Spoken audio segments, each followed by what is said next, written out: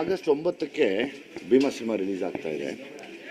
ಇದರ ಉದ್ದೇಶ ಒಂದು ಒಳ್ಳೆ ಫ್ಯಾಮಿಲಿ ಎಂಟರ್ಟೈನ್ಮೆಂಟ್ ಜೊತೆಗೆ ಈ ಮಕ್ಕಳು ಮಾದಕ ವ್ಯಸನಿಗಳಾಗ್ತಾ ಇದ್ದಾರೆ, ಅದನ್ನು ತಡೆಗಟ್ಟೋದಕ್ಕೆ ಎಲ್ಲರೂ ಕೈ ಜೋಡಿಸ್ಬೇಕು ಅನ್ನೋ ಒಂದು ವಿಷಯನೇ ಭೀಮಾ ಸಿನಿಮಾದ ತಿರುಳಾಗಿರೋದ್ರಿಂದ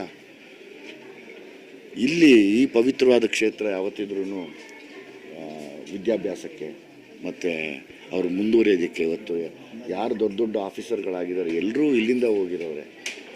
ಹಂಗಾಗಿ ನಾನು ಪ್ರತಿ ಸರಿನೂ ಸಿನಿಮಾ ರಿಲೀಸ್ ಮುಂಚೆ ಇಲ್ಲಿ ಬಂದು ಪೂಜೆ ಮಾಡ್ಕೊಂಡು ಹೋಗ್ತೀನಿ.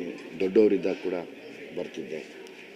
ನಮಗೆ ಇಲ್ಲಿ ಬಂದಾಗ ಏನೋ ಒಂದು ಶಕ್ತಿ ಥರ, ಎನರ್ಜಿ ಥರ ಇರುತ್ತೆ ಇಲ್ಲಿ. ಆ ಸಿನಿಮಾದ ಪ್ರಮೋಷನ್ ವಿಷಯವಾಗಿ ನಾನು ಯಾವತ್ತೂ ಕಾಲೇಜ್ಗಳಿಗೆ ಹೋಗ್ತಾ ಇರಲಿಲ್ಲ. ಸೊ ಹಾಗಾಗಿ ಮಠಕ್ಕೆ ಬಂದು ಮೊದಲನೇ ಸರಿ ಪೂಜೆ ಸಲ್ಲಿಸಿ ಇಲ್ಲಿಂದ ನೆಕ್ಸ್ಟು ತುಮಕೂರು ಗೌರ್ಮೆಂಟ್ ಕಾಲೇಜ್ಗೆ ಹೋಗಿ ಅದನ್ನು ಮುಂದುವರ್ಸೋಣ ಅಂತ.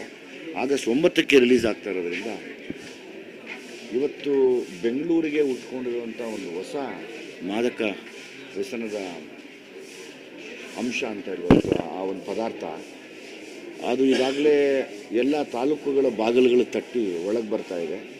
ಅದನ್ನು ತಡೆಗಟ್ಟಬೇಕಾಗಿರೋದು ನಮ್ಮೆಲ್ಲರ ಕರ್ತವ್ಯ.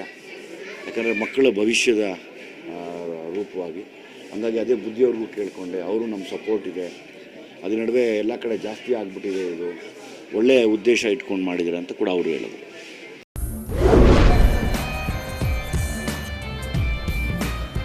ಮಧುಗಿರಿ ನ್ಯೂಸ್, ಇದು ಏಕಶಿಲಾ ನಗರಿಯ ಧ್ವನಿ.